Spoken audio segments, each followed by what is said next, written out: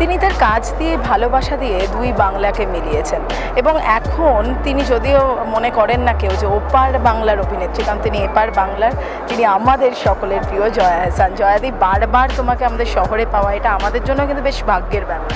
আরে না, কি বলছে, আমি তো এ শহরেরই মানুষ। বাংলাদেশের বেশিরভাগ লোকেরই ঢাকার পরে যদি কোনো শহরকে ভালোবেসে থাকে, প্রাণের শহর যদি কোনোটা বলি সেটা বোধহয় কলকাতা। আমিও সেটা ব্যতিক্রম নই। একদমই তাই। তো ঢাকার কথা যখন বললে, আজকের এই ইভেন্ট নিয়ে তো কথা বলবোই।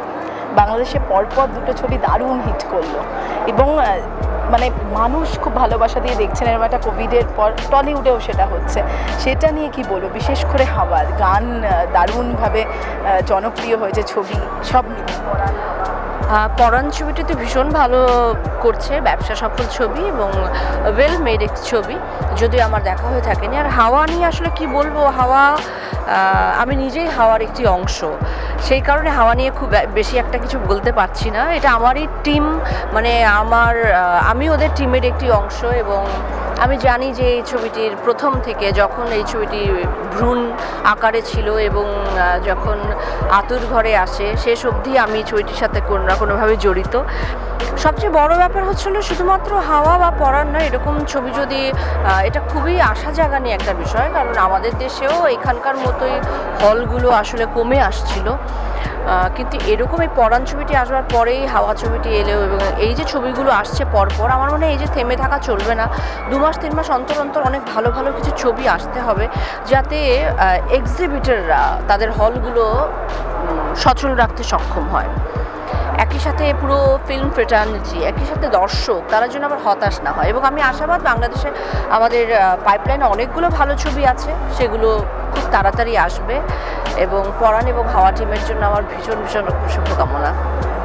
বিতর্ক শুরু হয়েছে, শাকিব খানের ফ্যানেরা অনেক বেশি রেগে যাচ্ছেন যে চঞ্চল চৌধুরীর ফ্যানদের নিয়ে। এই বিতর্ক আমি দেখছিলাম বেশ কিছু জায়গায় ফ্যান পেজে, সেটা নিয়ে তুমি কি বলবে? দুজনেই অভিনেতা, ভালো কাজ, সেটা তো বোধহয় একটা ইন্ডাস্ট্রির জন্য ভালো যে দুজনেই উঠছে, দুজনের ছবি হিট হচ্ছে। তুমি সেটা নিয়ে কি?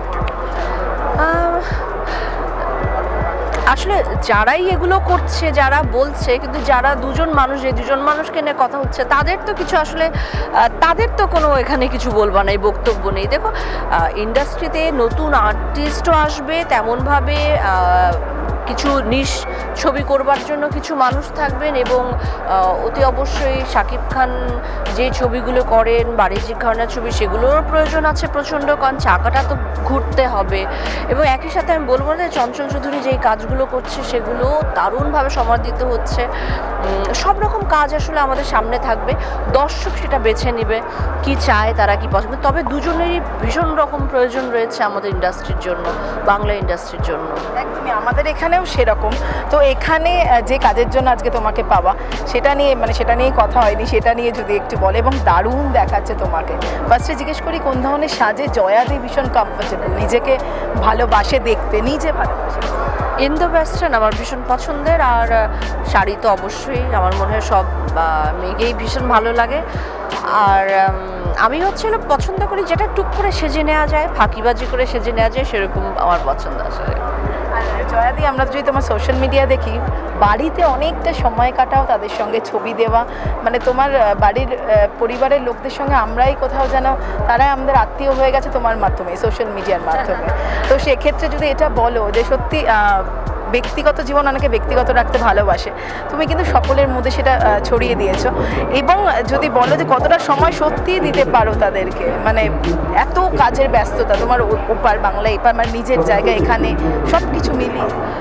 দেখো, কাজও থাকবে, কিন্তু আসলে সবার মতো আমি বলি যে পরিবার কিন্তু একটি চালিকা শক্তি, আমরা এনার্জি সেখান থেকে নিই।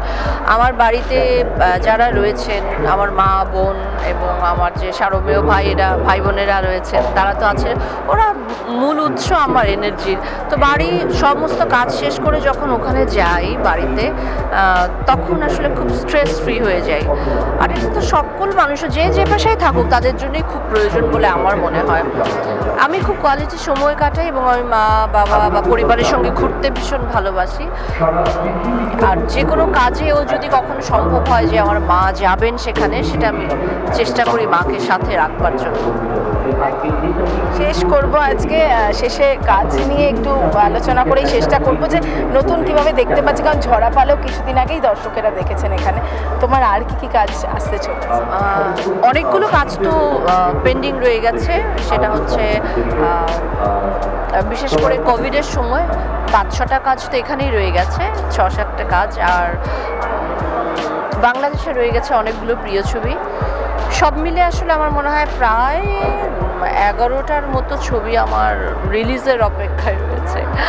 আমি নিজে অপেক্ষা করছি সব দর্শকদের মতো কি হবে।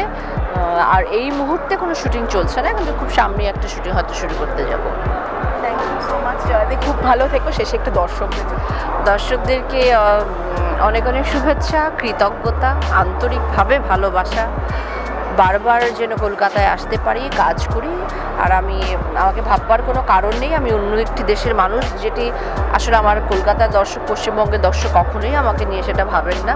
তারা যে আমায় ভালোবাসেন, আমার কাজের কদর করেন এবং কাজ দিয়ে পুরো মানুষটাকে ভালোবাসেন, সেজন্য আমি তাদের কাছে অনেক অনেক কৃতজ্ঞ। আমায় এভাবেই ভালোবাসবেন, আশীর্বাদ করবেন, দোয়া করবেন, যেন আমি আরও ভালো কাজ করতে পারি। টলিউড ফোকাস কলকাতা চ্যানেলটি আপনাদের ভালো লাগলে লাইক করুন, সাবস্ক্রাইব করুন এবং আপনাদের প্রিয় ভিডিওটি অবশ্যই শেয়ার করুন। Tollywood focus Kolkata.